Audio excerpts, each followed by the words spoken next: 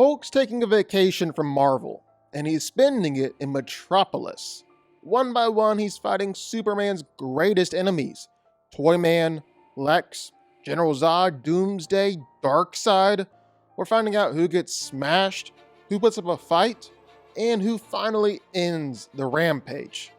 So let's get to it. After being bombarded with a massive dose of gamma radiation while saving a young man's life during experimental bomb testing, Dr. Bruce Banner was transformed into the Incredible Hulk, a green behemoth who is the living personification of rage and pure physical strength. Now, there have been a whole lot of different incarnations of the Hulk over the years. Savage Hulk, Professor Hulk, Starship Hulk, Worldbreaker Hulk, all sorts of different versions. So we're using a composite version of Hulk here for this video. Now let me tell you, if there is one thing that the Hulk is, well, the Hulk is strong. So strong, in fact, there have been several moments where Hulk has been fighting against another dude, and each time he's been shaking the entire world with his punches. The whole world, causing earthquakes around the world. There have been other times where Hulk is generating enough power to hold back a planet-destroying threat, or strong enough to support the weight of a whole star. During his Worldbreaker phase, well, Hulk was so powerful that, first off, none of the Avengers could even get close to him, much less stop him. And second, he was so powerful that he was threatening to level Manhattan and destroy the entire East Coast with each step that he took. Another time when he was on Sakaar, the planet was threatening to break apart, rip right in two. And so Hulk just decided to jump on down there, dive to the center of the planet, and held the planet together.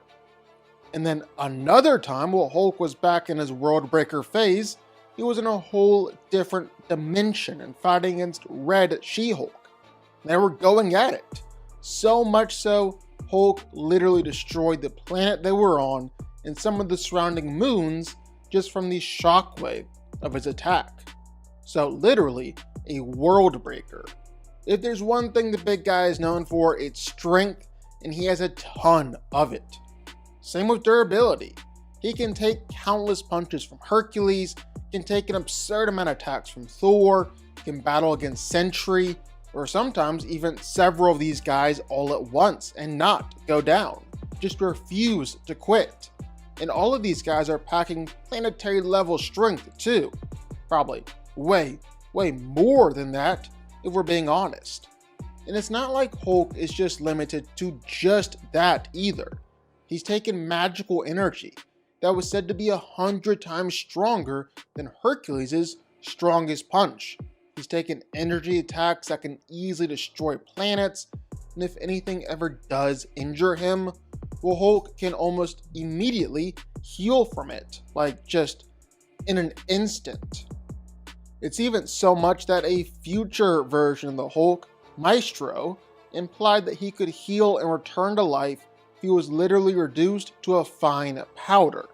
And as the immortal Hulk, well, Hulk is literally that. Immortal. Even if you do manage to kill him, which is dang near impossible, his healing factor is one of the best in comics. Well, Hulk will just come back from death itself. He's literally unkillable. End of the day, this is the Hulk we're talking about here. The Hulk. He's the strongest there is. First up, we've got Toyman. Let's be honest, we're not exactly starting off strong. Winslow Scott is a genius engineer, the guy who's built killer androids, mechs, and energy cannons that have actually gone toe-to-toe with Superman before. Modern versions, especially in Rebirth, treat him as a legitimate tech threat, not just a Silver Age gimmick. But Toyman's entire strength comes from his tools, and that's the problem. Those tools were designed for Superman, someone who holds back. Hulk doesn't. Hulk is collateral damage. Even standard Savage Hulk has ripped apart celestial armor, shattered vibranium, and tanked energy blasts that melt mountains. Those are warm-ups for him. Toyman could field a mech army or a massive kaiju-sized robot, but Hulk would rip through it like tinfoil. Kryptonite lasers? Worthless. Toyman's mechs can mimic power, but not durability. Hulk wins effortlessly here. Toyman's inventions might stall him for seconds before being turned into scrap metal. Next, Lex Luthor, the billionaire genius who thinks he can outsmart a god. Lex's warsuit is impressive. Kryptonian alloys, red sun energy modulation, advanced targeting, and shields capable of matching Superman in short bursts.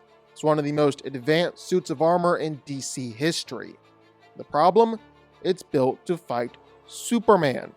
Everything about it, the kryptonite reactor, the energy frequency tuning, it's meant to exploit Kryptonian weaknesses. Against Hulk, none of that matters. Kryptonite is useless. Red sun energy? Irrelevant. Lex might try to adapt, but Hulk's power isn't static, it grows exponentially. Force fields, they might block a few hits, but Hulk has shattered dimensional barriers, torn apart adamantium metals, and endured direct nuclear bombs. That's beyond the warsuit's design. Lex could maybe hang in the fight with distance and gadgets, but once Hulk closes the gap, it's over. Hulk destroys the warsuit, keeps on walking. Lex's intelligence doesn't matter when his opponent is literally built to break logic. Now things can get interesting. Parasite is up next. Unlike the others, he doesn't rely on tech. He is the weapon. Now, modern Parasite can drain almost anything. Strength, life force, radiation, even gamma energy. And that's what makes him dangerous, because Hulk is gamma energy. When Parasite drains someone like Superman, he temporarily gains their powers. Against Hulk, that initial drain could spike him massively. He'd start glowing purple, growing stronger, feeding on an endless source. That's also his downfall, because Hulk's gamma energy isn't clean, it's chaotic, mutating, constantly changing with rage and emotion. The more Parasite absorbs, the more unstable he becomes. We've seen it before, absorbing Kryptonian energy nearly tore him apart. With Hulk, it's worse. Hulk's energy output scales infinitely. Parasite cannot metabolize infinite. Eventually, he'll start to crack, overload, and collapse.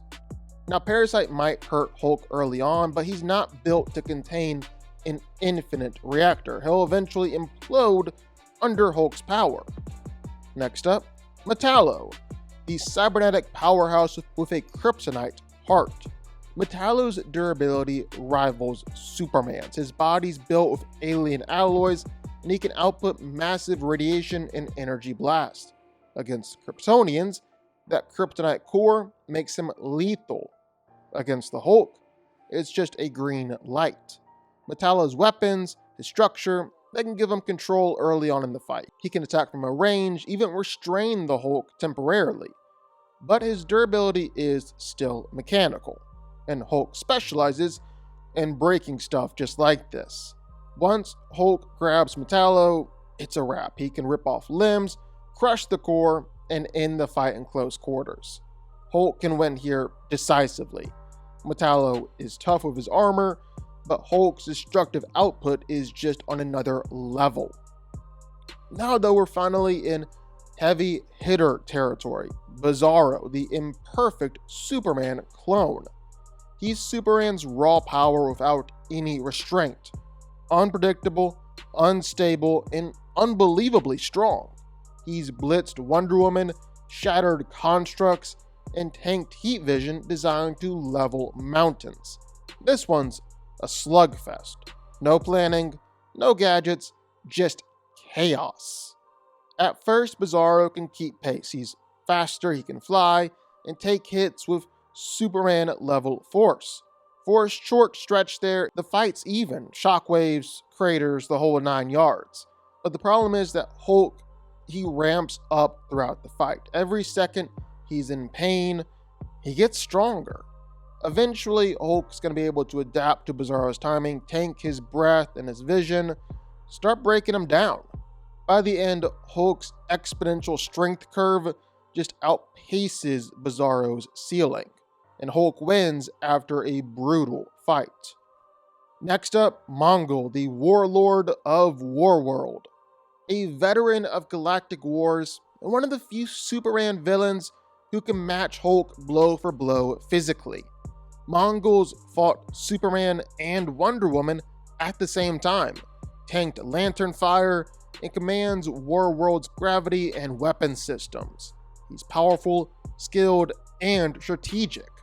The difference is ceiling. Mongul's strength plateaus, Hulk's doesn't.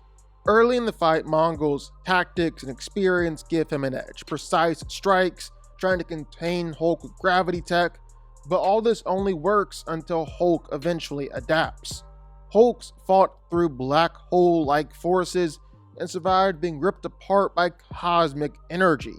Once he starts pushing back, Mongul's advantage evaporates.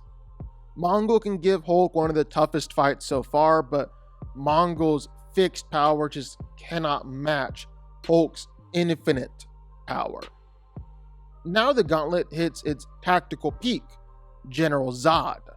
Zod's a soldier, Kryptonian discipline, millennia of battle instincts, flight speed, precision, heat vision, everything Superman has, but used ruthlessly. He dominates fights through control, spacing, tempo, precision. Against Superman, that works. Against the Hulk, it doesn't. Hulk doesn't have weak points to exploit. Every time Zod knocks him down, Hulk gets stronger and heals faster. Zod could theoretically win if he ends it quickly. Stay at a range, strike fast, don't let Hulk ramp up. But that's easier said than done. Once Hulk adjusts to Zod's blitz speed, he'll start tagging him, and Hulk's punches carry continental level force, enough to flatten anything on Earth. Zod is more skilled, but Hulk's power curve and endurance can give him the win in a drawn-out fight. Now we're stepping into a different kind of fight, Brainiac. Brainiac isn't a bruiser, he's intellect incarnate, a 12th level mind with control over entire worlds, operating through drones, ships, and collected data from thousands of civilizations. He's fought Superman physically in some incarnations, but that's not where his threat lies, it's his adaptability. Brainiac studies, evolves, and counteracts. If he had time to analyze Hulk's biology, he could theoretically isolate or disrupt the gamma mutation. If Hulk fought him cold, no prep, just chaos, Hulk wins. He'd tear through drones, destroy ships, and reach Brainiac's core body. But the moment Brainiac has prep or his full network, it flips. Containment fields, molecular stasis, even digitization. Brainiac has ways to trap Hulk outside of brute force. That's not even counting the cosmic versions like Brainiac 13 or God Brainiac, who exist beyond physical space and can rewrite matter or time. Those ones simply remove Hulk from the equation. Then comes Doomsday. If there's one opponent in Superman's rogues that truly mirrors Hulk, it's this one. Both are engines of destruction, both evolve through trauma, both are fueled by a will that can't be broken. Doomsday's history speaks for itself. He killed Superman, adapted to Omega Beams, survived planetary annihilation, and comes back immune to whatever destroyed him. Hulk matches that in the short term, infinite strength scaling with rage, regeneration from near death, and durability that survived everything from gamma bombs to black holes. That's why it's a perfect coin flip. If Hulk wins fast before Doomsday's body adapts, he can overpower and bury him. But if Doomsday dies and returns, Hulk's in trouble. He comes back immune to Hulk's last attack, ready to repeat the process indefinitely. It's a pure 50-50. Hulk might win the first fight, Doomsday wins the rematch. Neither one ever truly stays down. Finally though, Darkseid, the end of the line. Hulk's faced the scientists, the soldiers, the monsters, but Darkseid isn't any of those things. He's a god. Even the avatar that Superman fights is just a projection. The true Darkseid exists beyond the multiverse as the literal embodiment of tyranny. And even his avatar is nightmare fuel. He's fought entire Justice Leagues, shrugged off Kryptonian attacks, and annihilated gods.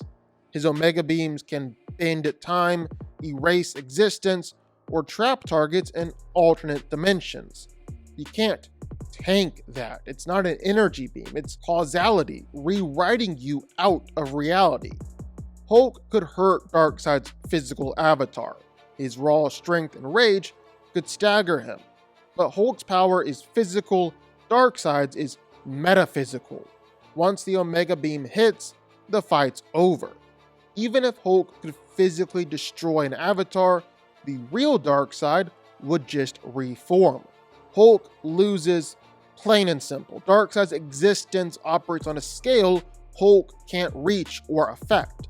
The god of apocalypse ends the gauntlet. Hulk will be able to tear through Superman's rogues like a natural disaster through a city.